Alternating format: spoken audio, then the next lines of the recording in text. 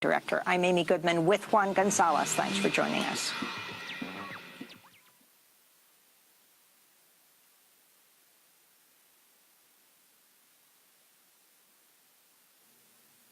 Democracy Now! Is underwritten by the French Broad Food Co-op, a grocery store focusing more on people than profit by providing living wages, supporting local farmers, and being community-owned. Citizens have a voice in how the co-op functions. Everyone can shop, and anyone can join.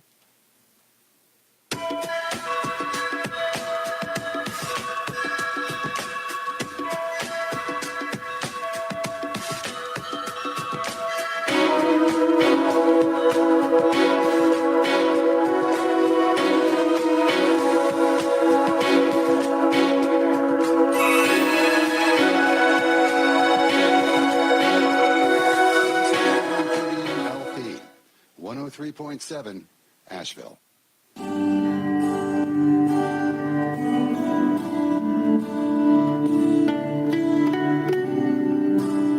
Good morning.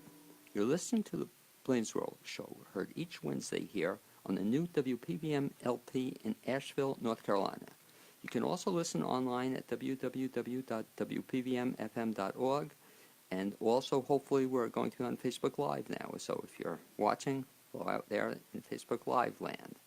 I'm your host, Blaine Greenfield, and each week we focus on the Asheville theater scene as well as on positive news and information about people and organizations in the Asheville area. And toward that end, it's my pleasure to introduce my first guest, Hank Eder, who's kind of a public relations / marketing guru and a whole bunch of other things. And welcome aboard, Hank. Thank you, Blaine. It's a pleasure to be here. Okay, and my pleasure to meet you finally. We've, I think, gone back and forth for a long period of time here. But I should mention that Hank Eder has a media background that goes back several decades. He began as a general assignment news reporter in Miami, Florida, including some time with the Miami Herald. Hank has worked in advertising, PR, and marketing agencies. His current business has been running since 2010 in Western North Carolina. Hank's specialties are press releases, publicity, content writing for the web, e-commerce, website design and construction, blogs, branding, core messages, development, crisis, PR, a whole bunch of other stuff. And Hank, the question I always am curious about meeting a guest for the first time is, when you were a little kid growing up in Miami, you grew up in Miami? Yes. And did you know, like as a 7-year-old, that you wanted to be a PR guy? Well, I wouldn't say that I knew that I wanted to be a PR guy, but I knew I wanted to be a writer, and I just didn't know what kind of writer. I had a very influential cousin who was quite a bit older than me, who was a copywriter, an advertising copywriter for a New York agency at the time. And I admired her, and she was just very influential, so I knew that I wanted to go into writing of some kind. And I pursued in the beginning a career in journalism, which gave me my initial background that led me into be able to do what I'm doing now because of my association with a more intimate knowledge of the press. When did you first start to write? I started to write as a kid. Like you mentioned 7, 8 years old. I was trying to write back then. Of course, I was trying to draw my own comic books, but not being much of an illustrator, that didn't really get off the ground. I tried to write my first novel when I was about 11 or 12 years old, and I might still have little pieces of some of those things back in the house. Then I found Tolkien, and I wanted to write something like Tolkien, but of course, you know what a Professor Tolkien was, and that would have been a big, big undertaking. What was the first thing you had published?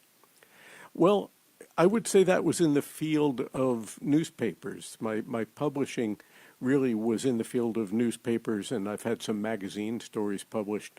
The time that I spent in various weekly newspapers back in those days and my time at the Miami Herald, I published a lot of stories. In these last 10 years or so, I think one of the more significant things I had published was a really deep look at pagans, really, in the South, paganism in the South and how they're hiding in plain sight. And that was written for a publication called Witches and Pagans. Okay, it just came into your lap, or how did you get that story? Well, I saw a copy of the magazine at Earth Fair, and I looked at it and I thought, well, maybe I should pitch the publisher to see if I could do a story or two. Because as a general assignment reporter, which I was back in the day, I put myself into different topics, basically, research the topics, and then I can write on them. And that's one of the ways that it really helps out in the things that I do in public relations. My experience as a general assignment reporter makes me able to digest a lot of unusual information. Well, let's talk a little bit about that unusual information in terms of when you work with people or people approach you to do some work for them. They contact you for PR help, and some people might not know the difference, and I'll tell you my understanding, but I'd like to hear your understanding of the difference between advertising and public relations. All right. Well, I think the easiest way to put that is that when you're looking in a publication, particularly a print publication, how many of the ads do you actually look at? You know, unless something really attracts your eye, you know, some incredibly attractive picture, or it's something that you already have an interest in, most of us kind of skip over the ads. But now public relations is an organic form of communication wherein we try to attract media outlets, newspapers, radio stations, TV stations, to have an interest in the story that the client is trying to tell, so that they'll get them either a story of their own or get them on the air. And that's a more organic look because, you know, when we're looking at a newspaper, we read the stories, especially if the headline catches our interest. So it's an organic form of publicity, whereas advertising, you pay for it, and there it is. And I use the distinction, I say that advertising, you pay for, publicity, you pray for. That's true. And as people like to say, there is no bad publicity, but I don't know if that's true because some of the things that have happened right here in Asheville with some of the businesses that have done some unusual things, like I'm thinking of that coffee shop a few years ago that became so notorious that they had to close. I think you might be familiar with but 9 out of 10 times, even bad publicity can be good publicity. And that brings me back to another thing that I do, which is crisis PR. If someone has a business and they've made a faux pas, but they really didn't do so maliciously or intend to offend anyone, I can get them the steps that they need to take to start redeeming themselves with the community. There is almost a formula for getting your reputation back. And to put you on the spot, what does the formula entail? Well, one of the first things is taking responsibility for what you've done, not being defensive, going out and saying, okay, I own up to this. I made this mistake. I'm really sorry. And here's what I'm going to do in the future to be able to rectify that, to make people have confidence in me. And basically, whoever is the big boss, you know, small companies don't have CEOs, but whoever is the public face of that company should be the one who takes on the responsibility of starting to make amends. So it's like, okay, I've made this mistake. I'd like to make it good, and here's a plan. Here's my plan for making sure that I don't disappoint the public or my customers ever again. And what's so cool about what you said is the fact it doesn't have to be all that difficult if you just, I guess, the first thing, just say you did it and then go on from it. You know, as opposed to hide it, what some people in Washington tend to do. That's right. Until then it gets worse sometimes if you fight it. And even worse than hiding it is trying to point the finger of blame at someone else or becoming so defensive that you lash out at those who are pointing out the mistake that you made. An interesting situation right now happening in Nashville. I'd like to get your reaction to it and see how it could be handled, where something sort of negative but can make it into a positive is happening. I don't know if you saw about this up with Parkway Playhouse. They had a production of a really interesting play, The British Works of William Shakespeare. I don't know if you saw it in the news, but it's actually now been in Newsweek that a group of people in the audience protested, and there have been some demonstrations at school, that the language of Shakespeare and about the kissing scene between two guys, and it really took off on a life of its own. Have you seen that yet? I have been reading about that. I've seen it on the internet. I've Right. seen some things about it on Facebook. The only thing I can say is that kind of burns me when people want to censor things like Shakespeare or some of the classics. I mean, there's amazing books that are out there that are on various states. They're on banned book lists, things like To Kill a Mockingbird. I mean, Right, can you imagine? you know, things that we should be exposing our young people to. But this notion that you better be careful because if you offend one person, then that's bad. But it seems to me like this latest thing that's going on with the Shakespeare is that people who are hiding behind the wall of religion are using religion like a club, to beat other people over the head with. And I'm not saying that I'm against religion, I'm not. But I think that there's a very fine line between what I consider is right for myself and what might be right for others. And I try not to impose my beliefs on others and make people have to see things the way I do or live life the way I do. And I think we need to do that across the board. So I feel that this is an opportunity. If we want to turn a negative into a positive, this thing with Shakespeare and the protests that are going on about it is an opportunity to open a dialogue about the sheer beauty and the timelessness of these classic works. And they weren't meant to be politically correct. They were meant to further our experience as human beings, because to me the arts, the humanities, are really what makes us the most human. And you raised a good point about taking something that had potentially a negative, but if you do it well or work with a guy such as Hank Eder, you can sometimes turn it around almost to your advantage. Yeah, there are definitely ways of doing that. And that often involves looking past your own ego and seeing, what's the best way. It's funny, I hate throwing old cliches around, but what's the best way to grab the bull by the horns and go forward and turn this into a positive? One of the cool things I think about you, Hank, and I've known you over the last several years, is that you kind of do it all from a standpoint that it used to be there were traditional PR guys and advertising guys, and that's what they did, but advertising has changed. PR has changed, and so you've now moved the whole gamut. You do all the internet and web design stuff as well. You handle all that stuff too? That is correct. I'm not originally of the generation that cut our teeth on computers. Right. But I also realized over the years, I've been into computers for a really long time. My wife and I got our first computers back in 1982, so we've always been in touch with them. But when I started this particular incarnation of my business life, I had a young woman who was doing the web building for me, and we'd get these jobs, and I would do the writing, and she would do the build. And then basically over time, she got a full-time position, and she couldn't do that anymore. So I had to first go in and start servicing the sites that we already built. And then after that, I looked at the nuts and bolts of it and started building the sites. I build sites in WordPress, the WordPress platform, but I also build full integrated turnkey e-commerce sites, with shopping carts and payment portals and shipping and all that stuff all built in. And I have some pretty intricate sites that I've built. In fact, right now, I'm not going to name the name right now, but I'm working on a particularly large site for a downtown Asheville business, one that's right there on Lexington Avenue and has some very prominent exposure just from what their location is in Asheville. And we're putting together a site that's going to showcase pretty much everything they sell in their store.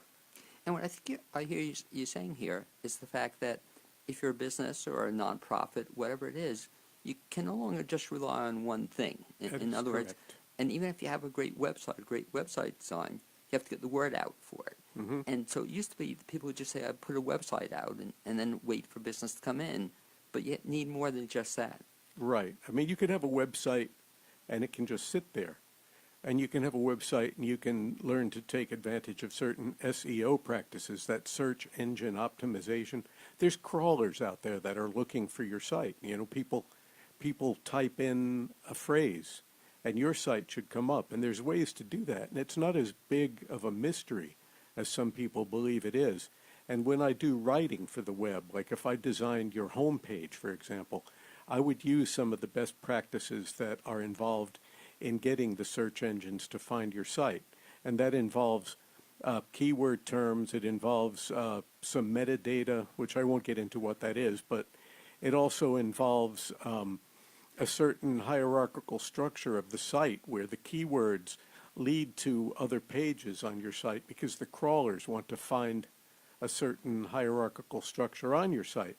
I say that with a caveat because most of us mere mortals don't really know what the Google algorithms are looking for, and anyone who says they do isn't really telling you the truth. We can only guess at some of it, and we have some data that tells us, it hints at some of what they're doing. But we do know certain things that seem to get results, and that's to write your keywords and your metadata and your web structure according to a certain formula that gets you more results. But even then, when you've done that, you still need more than just a website out there. And if you are having events in your area, there's ways that you can get your events publicized, and that's one of the things that I do locally and in other areas as well. Hank, with the advent of Facebook and Instagram, are they changing also the dynamics of the website? Meaning that 10 years ago, I would tell my clients through SCORE and other business organizations, you had to have a website, basic one. And boy, were they expensive at the time when they first came out. And you had no choice. Yet now, people, it seems to me, are relying less on websites as opposed to LinkedIn, Facebook, Instagram. Is that changing the dynamics of things? Well, there are multiple platforms that businesses need to use. Of course, you do need your website. You shouldn't be out there without a website. But then social media is very big these days. And even though people will tell you that Facebook isn't what it used to be, Facebook still holds, I don't remember the exact figure, but I've got that information. Facebook still holds about 80% of all of the internet traffic for social media sites. So you need a Facebook page. If you have a business, you need a business Facebook page. Instagram is there. Some people are using Snapchat, and there's others. I mean, the kids are into things that I haven't even seen yet. The up-and-coming hottest thing for like a 16-year-old is probably something that I still have yet to sink my teeth into. But they're not the main consumers of those who are going to do your business, unless you run a business that specifically caters to, the 16 to 24-year-old crowd. One of the services you offer, too, which I think is real positive, is that you'll almost do everything that's needed from soup to nuts, and one of the problems that small businesses face is that it's difficult to work with 3 or 4 or 5 different places simultaneously. You used to have to work with a web design person, then a PR person, then, people do this stuff, and you can handle almost all those things. Yes, I'm basically a one-stop shop. The only thing that I most of the time don't do myself, but if your particular assignment, your job required that, I work with a few colleagues, and one of those would be the real hardcore graphics design. I do have some background in graphics design, but I have 3 different colleagues that I work with. Like if you came to me and you needed a complete rebranding, which included, a whole logo and, the research that goes into finding out what really you want and how to make that specifically you. In that case, we would work with one of my graphics designers, and I have some really good graphics designers that I work with. So then you wouldn't really have to go outside of speaking to me to be able to get that. Then, in addition, I offer these packages. You mentioned the website design and the content writing. I've done sites where I've done all of the writing for the site in addition to building the site. And I do the shopping carts and I do all of the integrations. So yes, then I can do the PR for the business. I do blogs for clients too. One of the best ways to keep your site relevant in the Google search engines is to have new content. And the best way to have new content, one of the best ways anyway, is regular blogging. Well, a lot of business people don't have the time or the inclination to do regular blogging, so I do blogs for a number of clients. I have an IT computer type company that I do blogs for. I blog for a plastic surgeon. I blog for chiropractors. I do blogs for a home inspection service. Anything that you really need, we could find interesting ways to present things to the public. And the beauty, too, of blogging is not, here's my business, rah, rah, rah, I do this, buy from me. It's to give what I call value-added service to your customers. Give them something that they really not only need and like, but they come away from having read that blog feeling like they've been enriched now. They've got something that they didn't know before. What I find, Hank, with respect to the blogs is two things. One, that a lot of folks have blogs. They either write themselves or they have you write them, but they don't do enough with them, meaning to just put it on your website isn't enough, I don't think. You know, I think it's important to use Constant Contact or MailChimp or mail it out to people too, because what I'm getting from you and other people as well, you have to reach people a lot of different ways. And if you just think they're going to go to your website once a week, it ain't going to happen. So you have to get them to see it through different means? Yes, you do. And you bring that up. I happen to do MailChimp and Constant Contact. I write the newsletters and get them out for a number of clients as well. So that is another good source. If you've got a list, that list is very valuable, and you shouldn't abuse that list by sending things that people would go crazy, you know, from getting too much from you. But bring up the good things that, again, the value added that will help them. If you're sending out a monthly newsletter, for example, give them things that they can use. And the promotion part of it is just a small part of what you're sending out. But if you just send out constant promotion, people are going to turn you off. And if you're going to inundate people with email, they're going to turn you off as well. There's a fine balance, and I do help people understand that. And give them the chance also to unsubscribe if they want to. Oh, you have to. You have to give people a chance to unsubscribe. And now with the things that are going on in Europe, the letters, you know, I'm having one of those moments where the letters are escaping me, but there's a code for mailing lists that you have to use for Europe, and you have to have these standards, and you have to have a disclaimer that says, I understand that if I check this box, I'm going to receive future promotions and future informational materials, etc., and some statement about how the list is used, like I don't sell my list. Otherwise, you actually can get into hot water with places in Europe, which you wouldn't think, but the world is becoming so intertwined these days that you have to be aware of those kind of things. And not only in Europe, but also in this country, the whole thing is people should want to get your stuff, and you should invite them to subscribe, but just don't put their names on mailing lists unless they've given you the okay. That's right. And when you're working with some of these mailing services like MailChimp or Constant Contact, if you do that and you get enough spam reports, you might lose your account with these people because they really don't want you spamming people. And that's very important.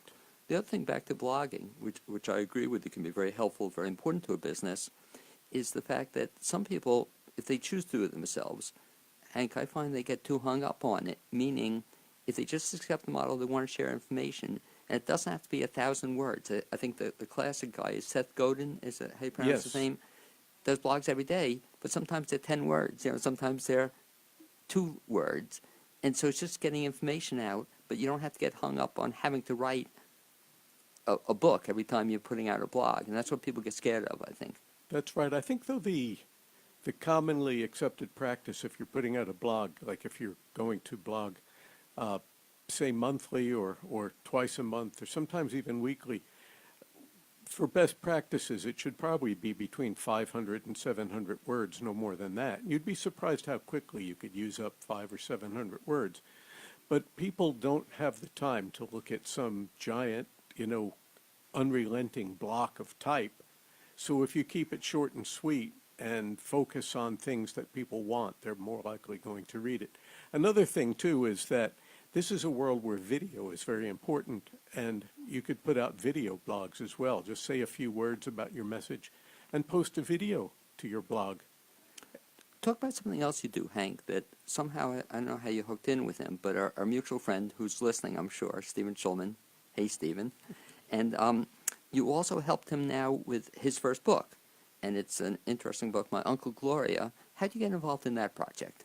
Well, I linked up with Stephen basically on Facebook, and we saw that we had mutual friends from back in the day. We both went to the same high school. You know, we're from the same neighborhoods, both Miami Beach and even Kendall.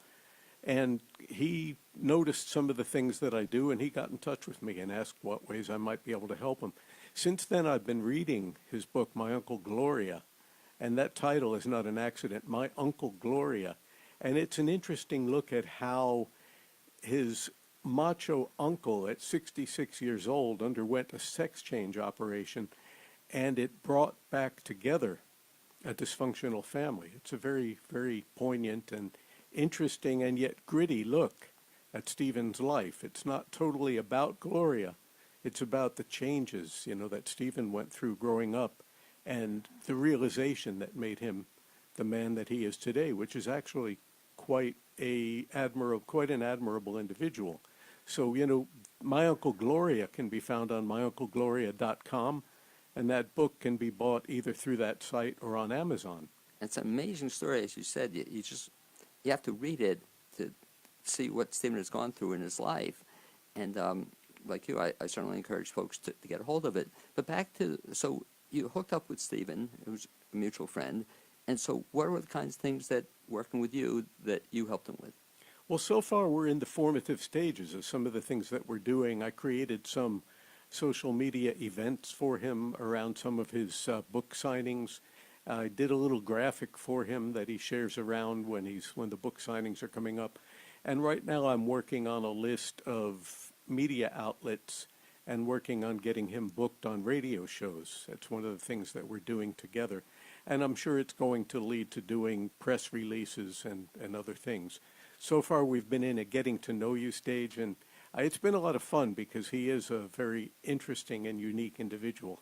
And I think that also points out something that folks should know about Hank Eder, is that certainly it's helpful to work with you on a one-on-one basis and in-person basis, but a lot of the work you can do can be done virtually as well. That is correct. In fact, many of my clients are from other areas.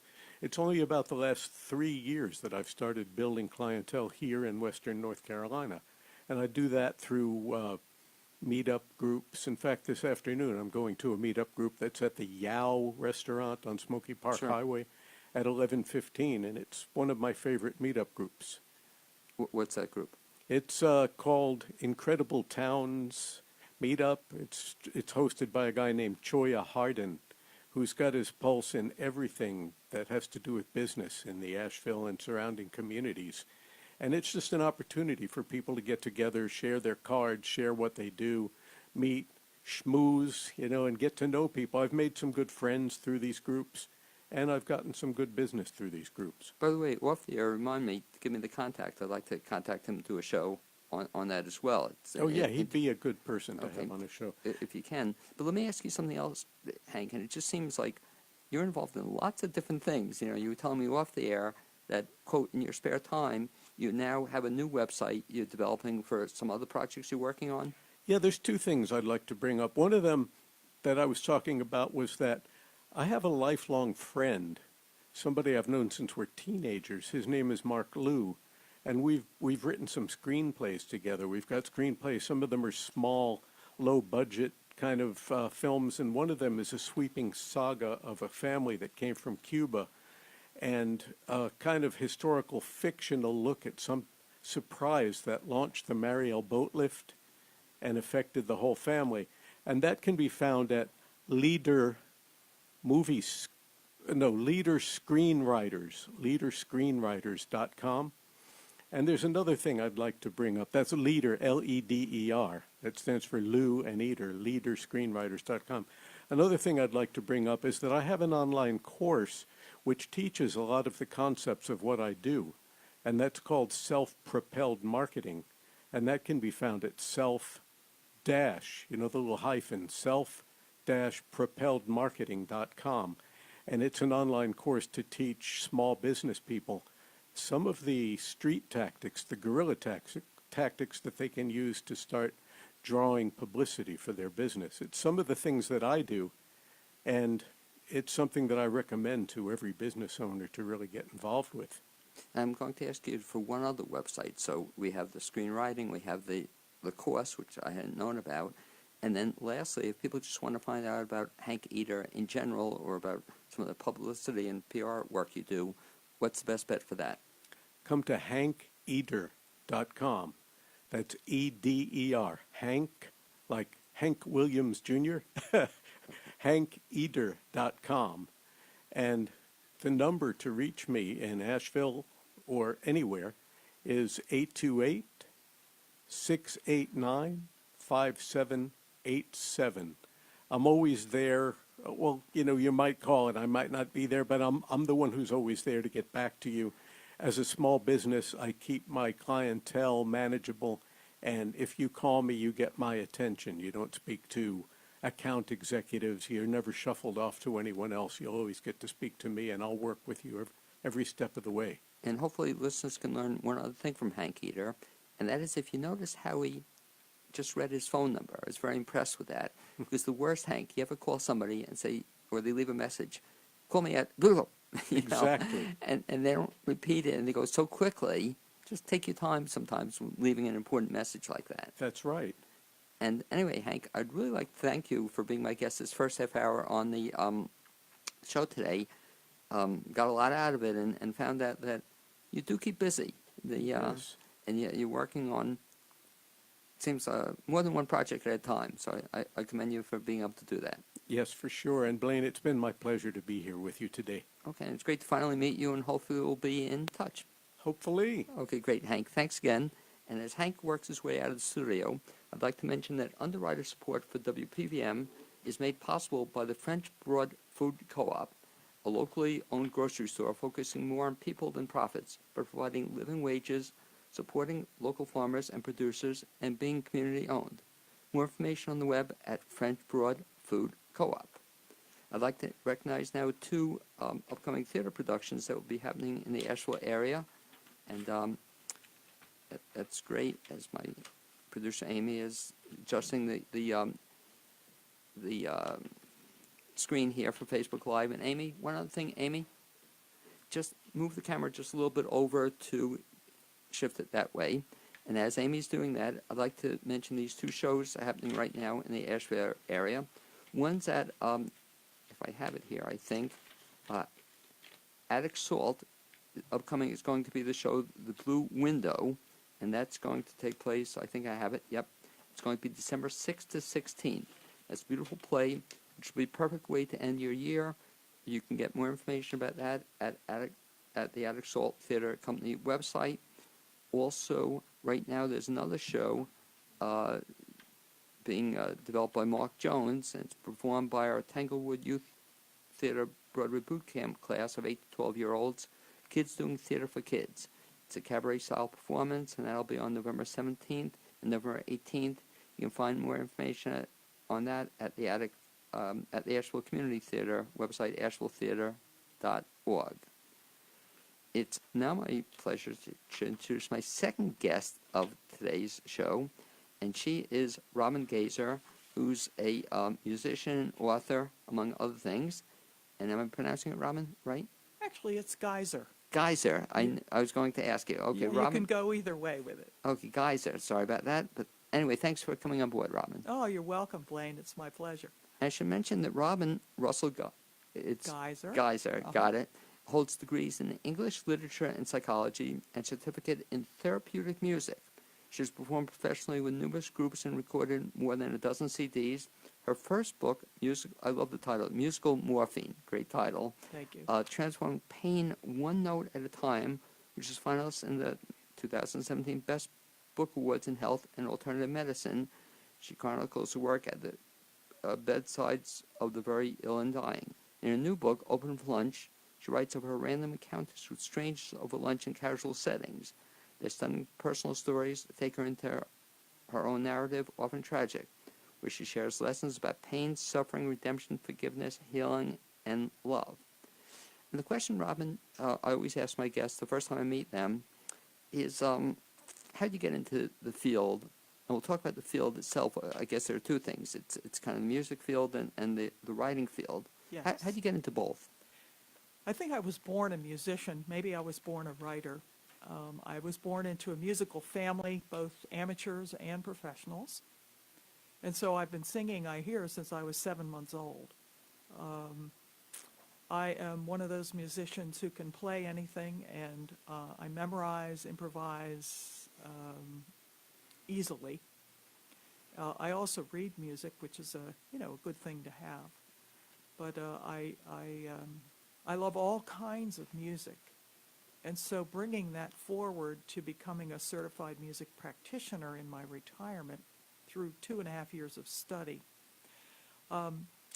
that broad range of music, being a generalist, shall we say, has really proved well because I have a wide range of patients and patient needs with the people I work with. And you mentioned a term there, certified musical practitioner. I think was Yes. the term. What is that exactly? A CMP, it's a designation, unlike music therapists, we do not hold 4 degrees and 4-year degrees in licensure.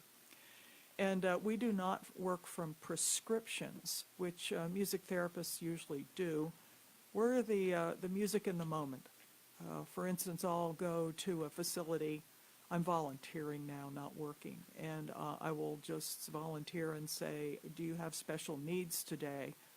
And the nursing staff or the recreation director sometimes will direct me to someone whom I do not know, sometimes not even the name, and especially do not know the conditions I'm going to meet. So I'm very intuitive. In fact, I'm an empath. And so that has its advantages to going into a room of a stranger who is suffering and knowing what kind of music to play, given the guidance from the studies that I did through the organization called Music for Healing and Transition Program, which is a national certification program. And so talk about the kinds of folks who can be helped by music and what actually happens. There's not a single person who cannot be helped by music. I specifically concentrate on critically and chronically ill, elderly, and dying people. And so I've seen some YouTube clips, and I'm sure you have too.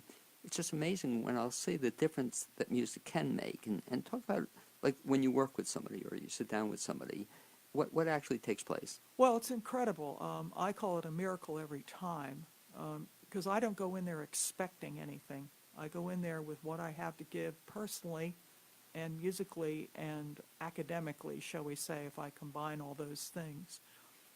And I'll use a recent thing. Usually I do one-on-one work, but I worked with an aphasia group just a week ago that meets at Grace Covenant Presbyterian Church on Mondays. And these are people who do not have expressive language due to PTSD, many of them stroke victims, and some of them quite young. And so they're trying to express themselves. And many of them the heads are down and they're not smiling. Other of them just can't even talk. And so I take a multiple of instruments and I begin singing very familiar songs with strong beats. And it's a miracle what happens. The heads come up. The man who cannot say one word is singing every word. He's smiling from ear to ear. His wife hops up and takes a video of him, says, do you mind if I do this so the children can see that their father is still in there? People start clapping. It's just a beautiful scene, and each one of the 7 people in the group actually has a different need, and I'm very good at being able to zero in on who needs what when. I don't know, but I'm just finding it amazing. We can take somebody who's been almost like out of it for days, months, years, and all of a sudden the music has them come alive. Right. We maybe have seen the YouTube video of Henry. Yeah, that's He's what I'm thinking of. Probably a 93, 94-year-old African-American man. And they put him on earbuds and they start playing the jazz of his era. And all of a sudden, he's alive again. And what's amazing, too, it carries over, too. So not just time, but that person or other people, it helps them come out of wherever they were in. Oh, absolutely. In my first book, Musical Morphine, I talk about, it's very anecdotal as well as personal, because who would not be changed by doing this work? So therein comes the memoir. but I talk about a number of people who come alive in the music, and it surprises me. And talk, Robin, a little bit about that then. So you had the musical background, but all of a sudden at some point in time in your life you started to do some writing. Yes. And what brought that about? I think probably personal growth. And I began just writing using the book by Julia Cameron, The Artist's Way. And I'm one of these people who's really disciplined, and I really did it. And I wrote the morning pages, only I did switch them to the afternoon because I didn't want to get up at 4 o'clock in the morning. And I did the morning pages, and that voice, that writing voice, started coming through that creative exercise. And I started just writing little vignettes. And then when I did this work with these patients, I wrote up vignettes about the patients, and I actually read them for the first time to the Barnes & Noble writing group that was meeting over there now. They meet at Earth Fair now on Wednesdays. And people sat up and said, whoa, this needs to be a book. Every anecdote you've written should be a chapter. And I thought, well, okay. So I signed up for some classes with the Great Smokies writing program, and eventually got lucky to be asked into Tommy Hayes's class, and actually wrote Musical Morphine mostly in his class. And so I had the advantage of critique.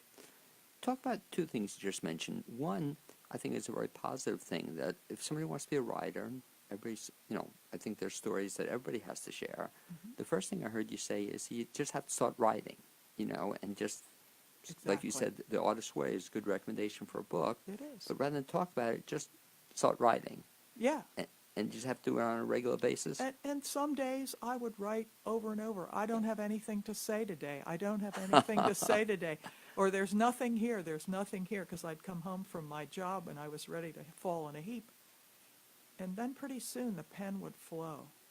And so I think that has allowed me to get into this voice of writing that is very much my own.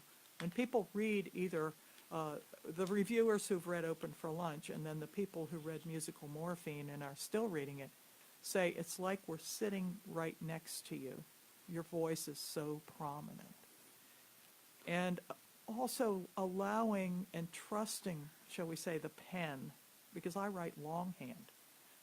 Can you imagine? People still do that? A lot of writers do. I was saying that. I love that. I love it. I think it's also the kinesthetic part, the scratch of the pen. My brain and my pen are about the same pace.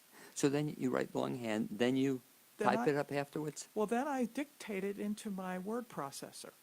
You'd be surprised at what the word processor comes up with when I'm dictating right, I it, can imagine. it says stuff. But then I format it, and then I begin hanging, shall we say, the flesh on the bones of what I've written. But what you're saying is kind of an interesting recommendation, that to make it easier perhaps for some people, to just write it, and then I love that second step, just read it, Mm-hmm. and it needs work after you read it, but at least it's getting it down in writing. Exactly. And how important is the second thing I heard you say, which I thought was a good recommendation too, is it for a writer to get other feedback from other people before you finish a product? Is that important? Absolutely. Critique, it's really scary at first. And, your ego is sitting on your shoulder, at least mine was, and, it had to take some pot shots. But developing a thick skin and really paying attention to what your heart and your soul is saying through your voice is important. And so it's wonderful to read your piece to others and have them give feedback. I'm a very auditory person, as you might guess, and hearing my own words read by myself is a great source of edit.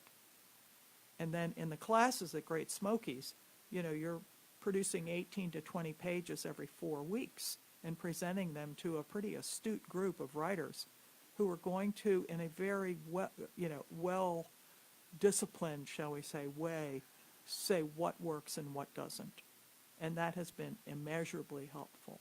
And for other writers, do you recommend, again, to taking these courses and participating in coursework like you did? Absolutely, and there's so many wonderful sources here. The Flatiron Writers Room is offering courses, the Great Smokies, and then there's the Writers Network. There's another group as well, and I'm not familiar with And them. another one too, Ollie has a lot of writing Yes, courses too. Ollie has writing, yeah. Yeah. So for this new book, I got into the Master Prose class. Tommy Hayes recommended that I do that. And I wrote it in 4 semesters. And it was amazing because this was a kind of a select group. I felt very fortunate to be with these other writers. And Elizabeth Lutchens is the professor and just fabulous. And so I've had a publisher all along, by the way. And so when it was time to bring my manuscript to my publisher, everything I had written had gone through critique. And so there was very little editing. Now, he did have me shuffle chapters a bit, which baffled me. But then I spread all the chapters all over my den and rearranged them, and it was like, oh yeah, this works great. And talk about then the final product. So Yes. the first book we talked about, and I want to go back to that one too, the musical morphine, excuse me. And then after that, so when did that come out? That came out in 2016. Wow, you're really cranking them out? Oh my gosh, I am. Wow. And then, so then this Open for Lunch book, is that the one you have with you? Yes, I do. And when did that come out?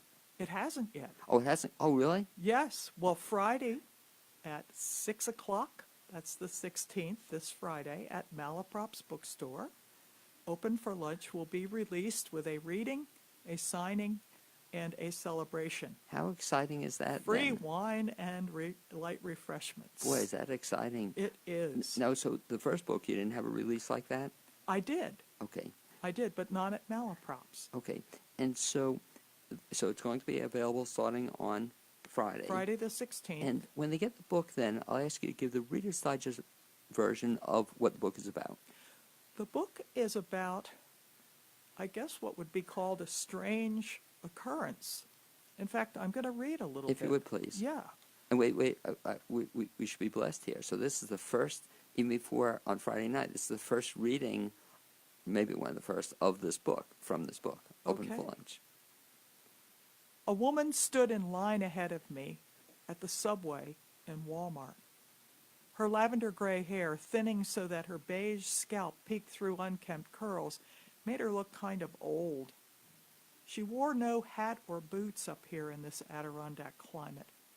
Her glasses were dated, yellow plastic frames with bifocal lenses, the little half moons in the glass visible when I peered through them from behind her. Her jacket was a simple quilted maroon car coat, and she wore mint green polyester slacks. Her shoes were somewhat worn down, white tie-up sneakers.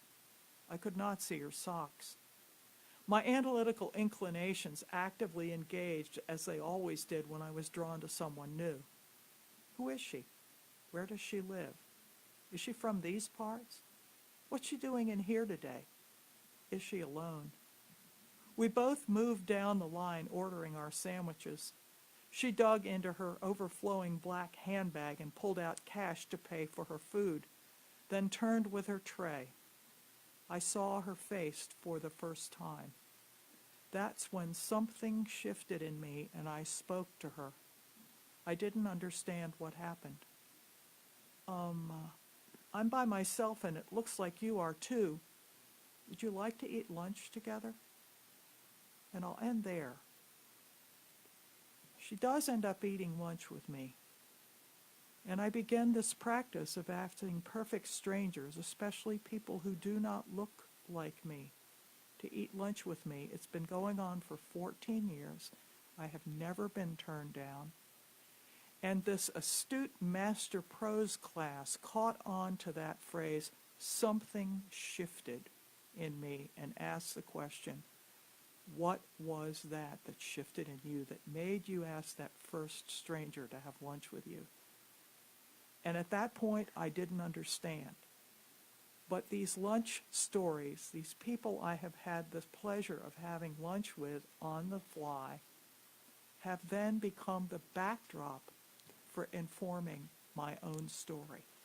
And so hence, we have a memoir of stories of lunch people and my own story. How many stories are in it?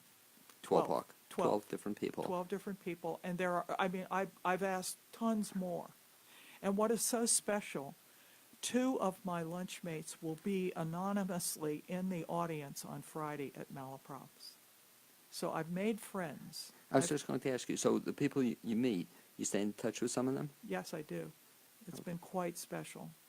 And I just love the idea, so not just for your book, but for people in general. There are a lot of nice people out there you can meet. And just, right. how do you go about doing it? So you meet somebody, they're in line at the cafeteria or lunch at a place, and what do you say to them? That's what I say. I'm by myself today. Would you like to eat lunch together? And do most people say yes? Everybody does. That's really something. It's really something, yeah.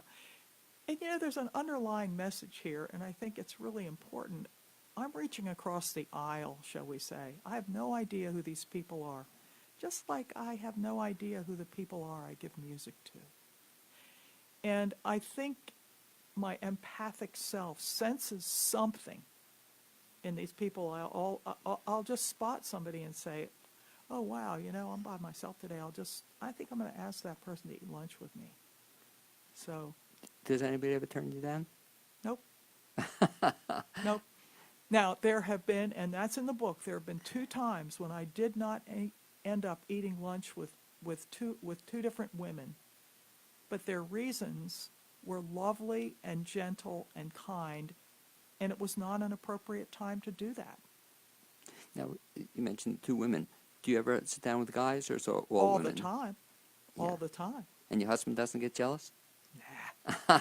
He knows me well. Well, let me ask you a question, too. I'm coming from an idea here that I think hopefully readers can take away, listeners can take away. Could this also be done for dinner, too, or have you ever done it at night for dinner? Oh, yeah. Oh, yeah. Do you ever do it with your husband, the 2 of you? There's one story where I say to him when I see someone come in the door of a local eatery, something moves me, and he's with me, and I say, "Hun, we need to not only ask her for lunch, we need to pay for her lunch." And he says, "I'm really uncomfortable with that." And I say, "Oh yeah, you know, I was kind of feeling weird the first time too." So I let it go. Next thing you know, he's getting ready to pay, and he says, "Ask her if she wants chips and drink with her sandwich." And so I do, and I say to her, "You know, we'd like to buy your lunch today. You know, we're just feeling great. We want to pass the joy on." She bursts into tears and says, "This is the nicest thing anyone has ever done for me." So what can I say? A smile? I mean, I'm not saying that everybody out there can have lunch. I mean, in my writing class, I said, "Oh, well, doesn't everybody ask people to have lunch with them?" And they all pushed their seats away and said, "No way." Yeah, I was just thinking, like, so it's foreign to me. I'll eat lunch out with a lot of people, and I enjoy that.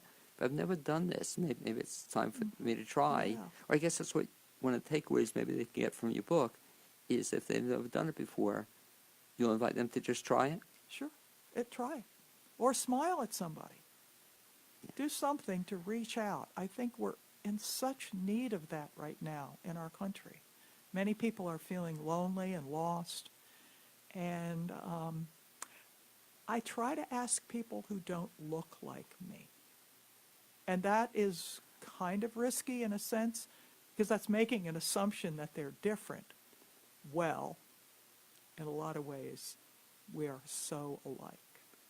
The other thing I guess get from the experience is you find that everybody does have a story Oh, yeah. that they want to tell, but nobody asks them too often, as I guess is the case. They've never been asked to share their story. They're surprised. You know, most of the time I see this surprise, like, who is this woman asking me for lunch? And I'm going to do a reading on, part of my reading is going to be a situation that's very funny when I ask a young man to have lunch with me. And he will be in the audience. And he and I still laugh about it. But asking someone to have lunch, a perfect stranger, I guess takes a lot of guts, or maybe I'm naive or whatever, but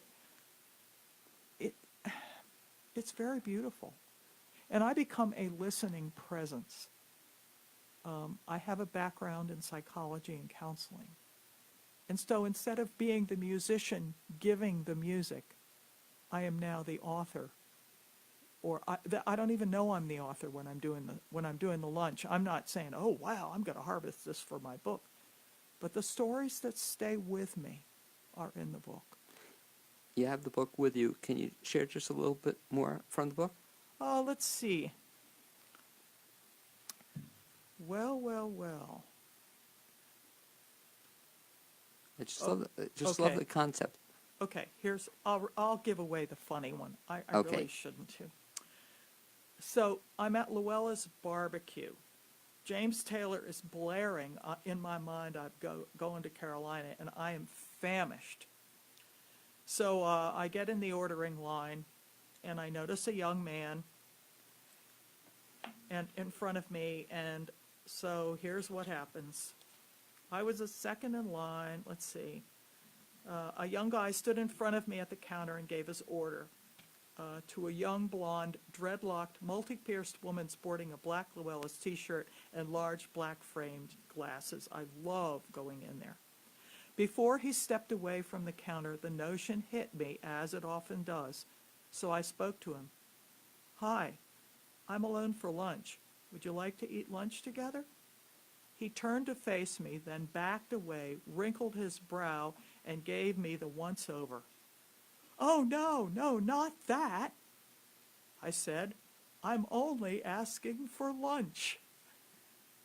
I'm married, a mother, a grandmother, a churchgoer. He thought I was picking him up. Right, exactly. He stood still studying me up and down, then looked into my eyes. I smiled. He finally agreed to my offer.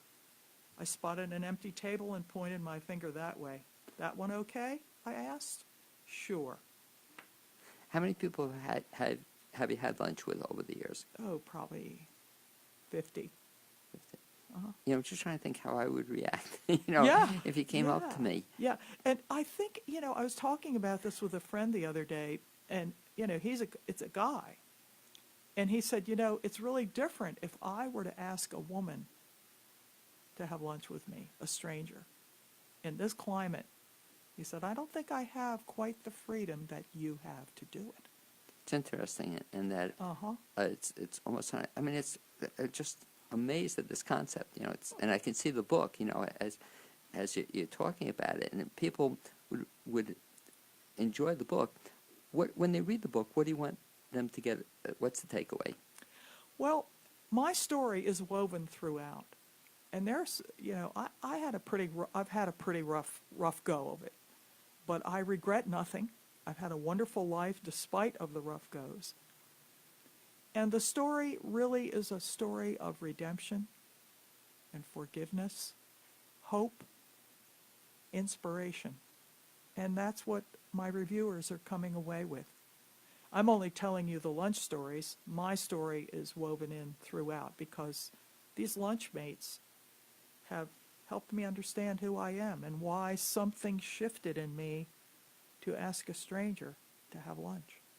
Do you plan to continue? To continue writing?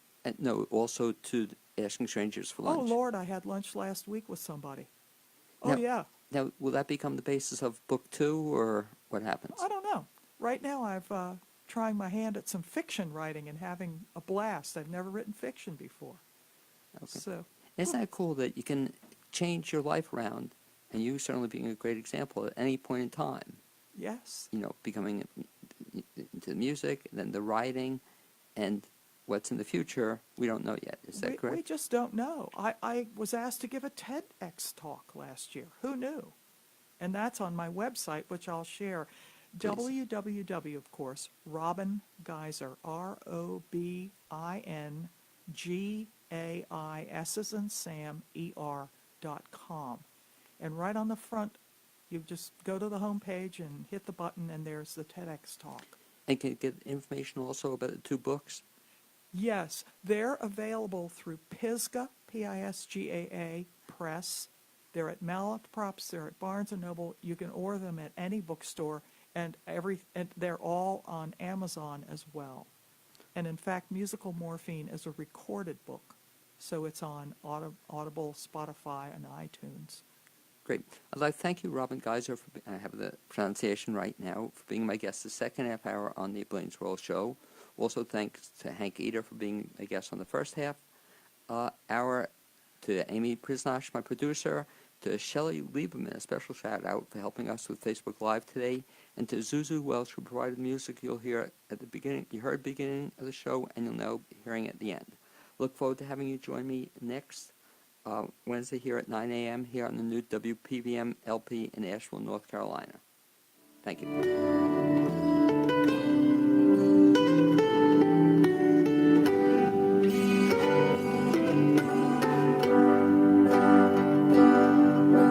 listening to the new WPVM LP in Asheville, North Carolina.